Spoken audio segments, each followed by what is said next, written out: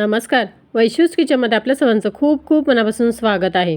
आज आपण बनवतो आहोत चवळी आणि शेवग्याच्या ज्या शेंगा असतात ना, गावठी शेवग्याच्या शेंगा आहेत, त्याची मस्त अशी भाजी बनवतोय. रस्सा भाजी बनवतो आहे, जी तुम्ही भाकरीबरोबर तर खाऊ शकता, भाकरी किंवा चपातीबरोबर, पण भाताबरोबरही खाऊ शकता.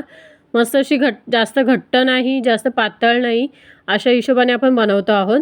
पहिले तर मी ना मस्त अशी कढई गरम करायला ठेवलेली आहे. त्याच्यामध्ये तेल तापवल्यानंतर त्याच्यामध्ये ठेचलेला लसूण आणि कढीपत्त्याची पाने टाकलेली आहेत.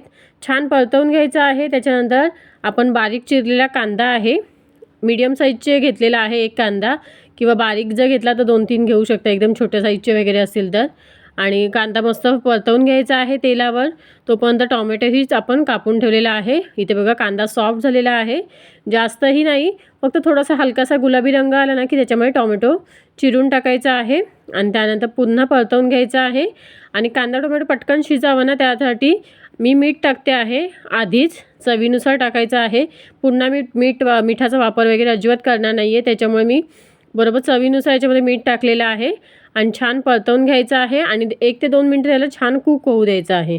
तोपर्यंत ना मी चवळ्या जी भिजत तुम्ही टाकू शकता, पण मी काय केलं, रात्री भिजत टाकायची विसरली, त्यामुळे कुकरला मस्त 3 ते 4 शिट्ट्या काढून घेतलेल्या आहेत. आणि त्याच्यामध्ये मस्त अशी चवळी किंवा मूग जे असतात ना, पटकन शिजून जातात जर भिजत नाही टाकलात तरीही. त्यामुळे शेंगांमध्ये मला काहीतरी कडधान्य पाहिजे होतं, तर मला फक्त तोच ऑप्शन होता, चवळी किंवा मूग. तर मी चवळी शिजायला टाकली कुकरमध्ये आणि त्याच्या मस्त 3 ते 4 शिट्ट्यांमध्ये चवळी छान सॉफ्ट झाली. एकदमही स्मॅशी नाही झालेली आहे आणि तशी नकोच होती आपल्याला, मस्त पण छान शिजली गेलेली आहे. त्यानंतर मी असं ते शिजवून घेतलेलं आहे. हे कुकरच्या तुम्ही ना एका शिट्टीमध्ये ही भाजी करू शकता, पण ना ज्या शेवग्याच्या शेंगा आहेत त्या गावठी आहेत आणि खूप कोवळ्या आहेत. त्यामुळे कोवळ्या असल्यामुळे ना त्या जर तुम्ही कुकरच्या शिट्टीवर शिजवलात ना, तर त्याचं पूर्ण स्मॅश होऊन जाणार ती, आणि त्याचे नुसते ते धागे धागे ज्या रेषा असतात ना त्याच राहणार, मग ते खायला मजा येत नाही ना. त्यासाठी मी इथे कढईमध्ये फोडणी देते आहे. आणि छान इथे कांदा टोमॅटो बघा इथे छान सॉफ्ट झाला की त्याच्यामध्ये मसाले टाकलेले आहेत घरगुती, लाल तिखट, हळद, त्यानंतर धना जिरा पावडर टाकलेला आहे, थोडीशी गरम मसाला टाकलेला आहे, त्यानंतर थोडंसं किचन किंग मसाला टाकलेला आहे.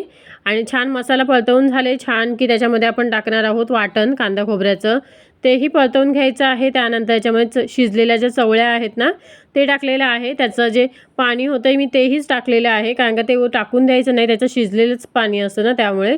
आणि त्यानंतर शेवग्याच्या शेंगा टाकलेल्या आहेत धुवून वगैरे. त्याच्यानंतर तुम्ही त्याच्यामध्ये कन्सिस्टन्सी ॲडजस्ट करू शकता, थोडंसं पाणी पाहिजे तर ॲड करू शकता. मी थोडंसं ॲड केलं होतं आणि शिजायला ठेवलं होतं. लो टू मीडियम गॅस फ्लेमवर त्याला छान 5 मिनटं शिजू द्यायचं. शेंगा तुम्ही पाहू शकता किती कोवळ्या आहेत, एकदम नाजूक आहेत शेंगा, त्याच्यामुळे शिजायला जास्त वेळ लागत नाही.